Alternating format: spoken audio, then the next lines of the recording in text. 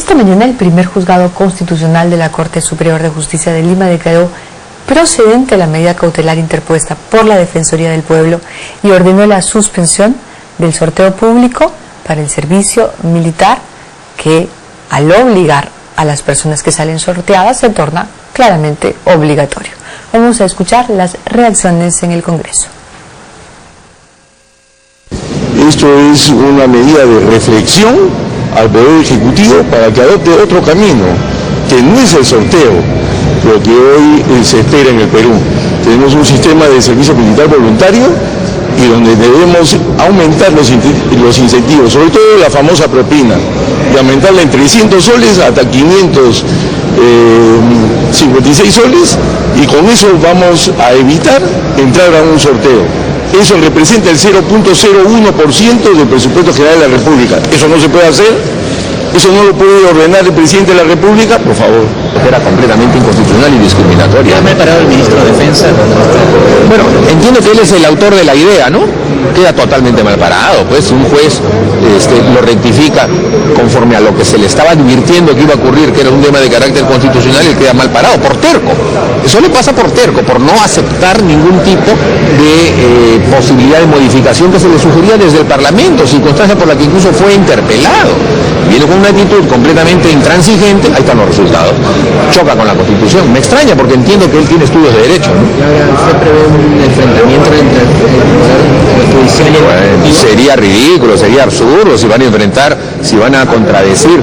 No, ellos tienen que acatar informe inmediata. Entiendo que eso sí lo ha declarado. Entonces, acaten en forma inmediata, suspendan el sorteo e inicien un proceso de modificación con lo que el Parlamento les ha ofrecido, que es tratar de darle un contenido legal mucho más viable a ese tema, ¿no? Este mecanismo de aplicar una penalidad buscaba disuadir, digamos, para que los jóvenes se animaran. Si tenemos la mitad de los cuarteles vacíos, Dios quiera que no tengamos ninguna eventualidad, ¿no? O sea, nadie está esperando eso, pero tener un ejército activo es siempre un efecto disuasivo, ¿no? Y eso es lo que se busca. O sea, habrá que seguir esforzándose por encontrar otras alternativas, porque lo ideal sería que cuando se hace llamamiento al servicio militar, digamos, tengamos los suficientes efectivos. Es más, el sorteo está pensado no solamente para cuando faltan, sino para cuando sobran también, para ver a quiénes se descartan, ¿no?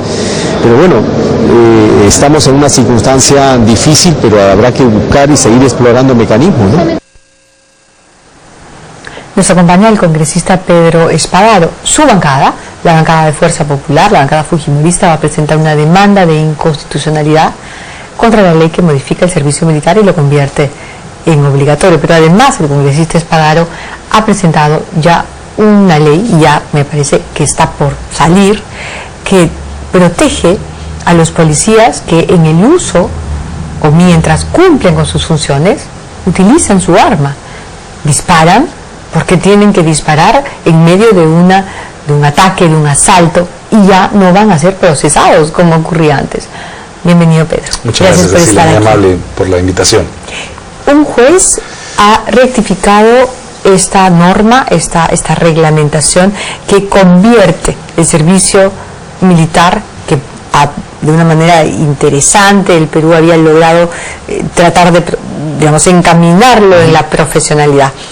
Esta norma lo convierte en obligatorio y un juez ha dicho no, voy a aceptar lo que ha pedido la Defensoría del Pueblo.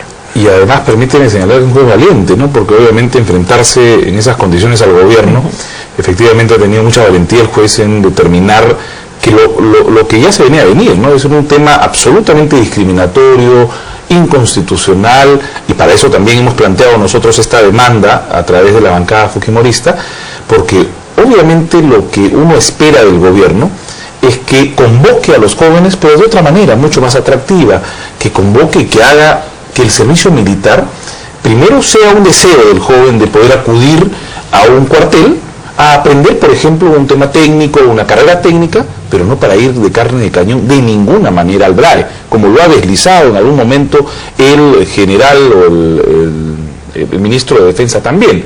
Indudablemente que un joven de 6 meses de preparación en el servicio militar no puede ir al BRAE, pues de ninguna manera.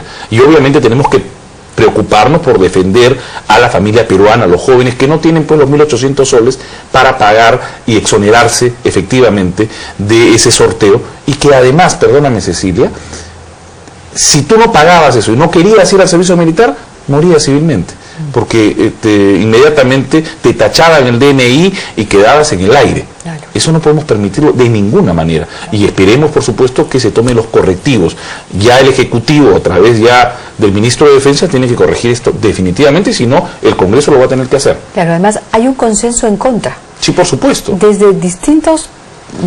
salvo la bancada del gobierno y algunos aliados, pero desde distintas maneras de pensar. Un ministro como un ex ministro de Defensa como el general Quiabra, que fue ministro de Defensa de Perú Posible, se ha manifestado en contra, y los generales más reputados han expresado un rechazo a este retroceso. Así es. Porque fundamentalmente es eso, es un retroceso absoluto. El ejército debe ser profesional, debe ser tecnificado, y entonces empezaremos por vencer y ganar al terrorismo en el BRAE. Por supuesto, y tienes que hacerlo efectivamente. La guerra que libramos. Quienes tienen que ir al BRAE efectivamente a combatir al terrorismo deben ser los preparados, los que están técnicamente preparados, científica y profesionalmente preparados para manipular las armas, para enfrentarse al terrorismo.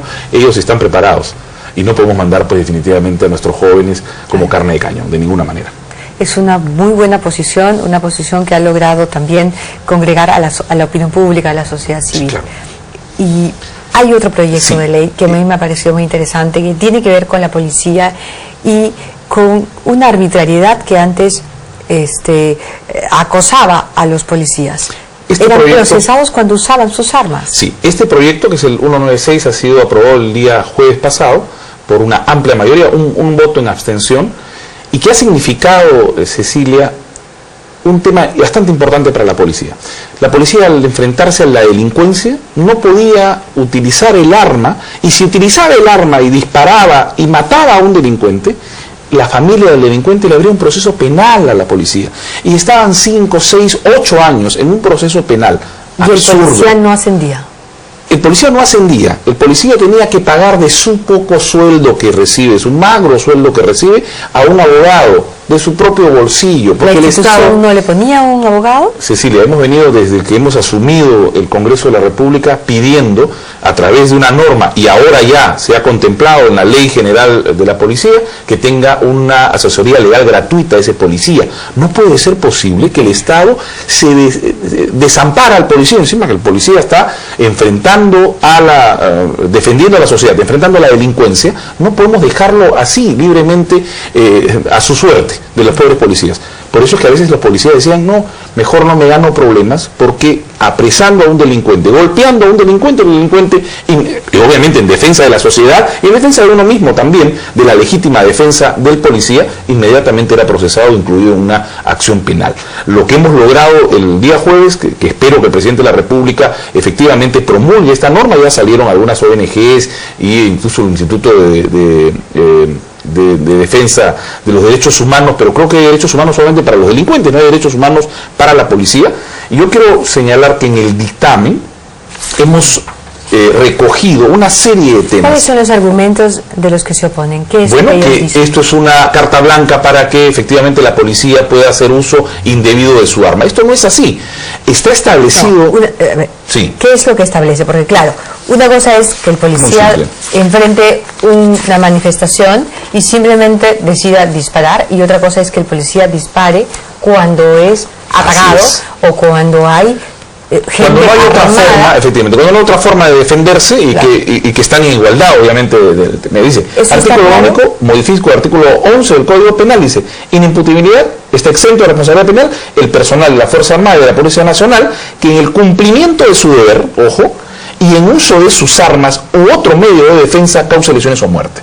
¿Y qué hemos recogido en el dictamen? Lo señalado en el Tribunal Constitucional, en una amplia sentencia, lo recogido en Naciones Unidas, lo recogido en la Comisión Interamericana de Derechos Humanos. Es decir, y te voy a decir acá lo interesante de Naciones Unidas. Los funcionarios encargados de hacer cumplir la ley no emplearán armas de fuego contra personas, salvo en defensa propia o de otras personas, en este caso la sociedad, en caso de peligro inminente de muerte o lesiones graves, con el propósito de evitar la comisión de un delito particularmente grave que extrañe una serie de amenazas para la vida y para la sociedad. Entonces, indudablemente, ¿qué cosa es lo que buscamos proteger? Indudablemente buscamos proteger la vida, la sociedad. Sin embargo, hemos visto que la doctrina, aquellos que señalan que la doctrina tiene que basarse única y exclusivamente a que no se use las armas de fuego, tenemos que señalar que la doctrina ya ha sido absolutamente rebasada por la realidad. ¿Y qué sucede ahora a plena luz del día? En un centro financiero, en pleno San Isidro, asaltan inmediatamente a los cambistas, $100.000 se lo llevan en la puerta de un establecimiento, de un ministerio. Creemos que indudablemente tenemos que darle armas a la policía para que nos defienda. Uno de estos temas es esto, justamente, este paquete que hemos presentado, cerca de 16 iniciativas legislativas, 6 de nuestra autoría, que buscan darle ese apoyo legal a la policía y que pueda enfrentar con las mismas armas a los delincuentes. No puede ser, sí. Una gran mayoría de los policías que están siendo procesados en este momento han disparado cuando se han enfrentado en una revuelta social, y ha habido gente armada que ha disparado primero. Hemos visto varios casos en los últimos años. Los organismos estos de derechos humanos están en ese sentido, esa es la posición de ellos, eso es lo que ellos defienden. No quieren que la policía pueda defenderse ante un ataque desde no quieren que la policía no quieren que la policía no sea comprendida en los procesos. Ahora, lógicamente, el Ministerio Público, que es el titular de la acción penal, tendrá que hacer una investigación previamente. Y esta investigación tendrá que determinar si la policía estaba, primero, en el uso legítimo de su arma, segundo, en ejercicio de su profesión, es decir, defendiendo a la sociedad, y que, por supuesto, no había otra forma más que enfrentarse, lamentablemente, a tiros con un delincuente, y obviamente el delincuente es abatido. Hay que tener como prioridad, Cecilia, que el policía está defendiendo a la sociedad, está defendiendo a todos nosotros, a nuestros hijos, a nuestras familias, y que por supuesto el ser comprendido en un proceso penal no solamente no ascienden, ya le digo que está mentalizado esos 8 años que dura un proceso penal en pagar abogado, en estar involucrado necesariamente y restringido por supuesto su accionar a resolver un problema penal y no a dedicarse exclusivamente al tema de la seguridad ciudadana. Tenemos que darle coto a esto. Esto es un tema que ya estaba contemplado en el Código Penal, pero que simplemente le hemos dado una mejor redacción para darle a la policía ese apoyo legal que requiere. ¿Cómo ocurre en otros países? En otros países se regula de igual forma, se recoge lo que te hemos señalado, la doctrina internacional, derechos humanos, la ONU, el propio Tribunal Constitucional, que ha señalado una serie de temas en el tema de la defensa, vamos a llamar personal, ¿no? La legítima defensa. Hace pocos meses atrás hubo un ciudadano que agarró su arma y disparó contra 2 delincuentes que habían en ese momento robado, querían robar. Estaban asaltando y probablemente habían matado a su novia. Ese ciudadano ha sido liberado del proceso penal, porque luego de una investigación efectivamente se determinó que fue en legítima defensa. Eso no ocurre, Cecilia, con la policía. Si un ciudadano tiene la legítima defensa... La policía se ha enfrentado a una banda de peligrosísimos delincuentes, los que se escaparon además del Urigancho, ¿no? Prófugos, se llamaban a sí mismos los prófugos del Uri, se metieron a una casa de una pobre señora, la tuvieron prácticamente en rehén, es una víctima, la dueña de la casa, y desde ahí estaban ellos organizando, planeando asaltar un banco para seguir huyendo.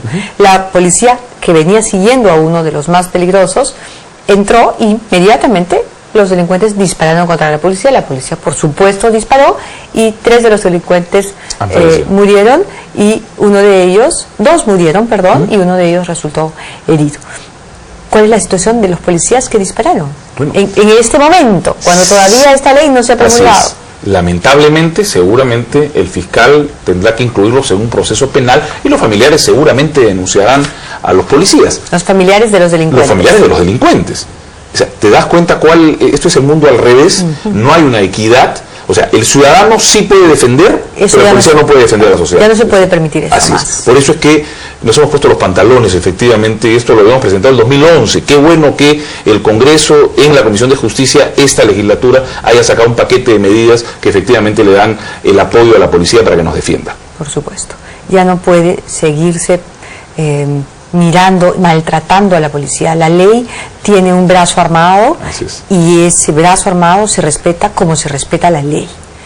Y esto ya era intolerable. Y perdóname, esto va a colación también una norma que también hemos sacado de nuestra autoridad. Primero, aumentar las penas a los delincuentes que matan policías, porque también hay que darle ese amparo de 15 a 20 años, y hemos anulado todo beneficio penitenciario para los sicarios. Así mates policías o mates ciudadanos, estarás mínimo 15 años en la cárcel. ¿Por qué? ¿Por qué tampoco? Porque lamentablemente la mayoría de sicarios tienen 20 años, 25 años, en 15 años salen y siguen siendo sicarios. A ver, dos cosas. En primer lugar, porque eso hemos logrado en el Congreso, porque es muy difícil que pueda lograrse que se aumenten las penas. Pero en segundo lugar, es muy difícil que hemos logrado que se anulen los beneficios penitenciarios. O sea, ya te digo que hay unos que hablaban de la doctrina y que querían que en 5 años, como ocurre hoy, Cecilia, salga un delincuente de estos a la calle y que no pasó nada y quedan solamente 5 años en la cárcel. Por lo menos estarán 15 bien guardaditos, esperemos que por supuesto no se escapen como se han escapado en Lurigancho, y que por lo menos entiendan que en el Perú tiene que haber medidas mucho más fuertes, más drásticas,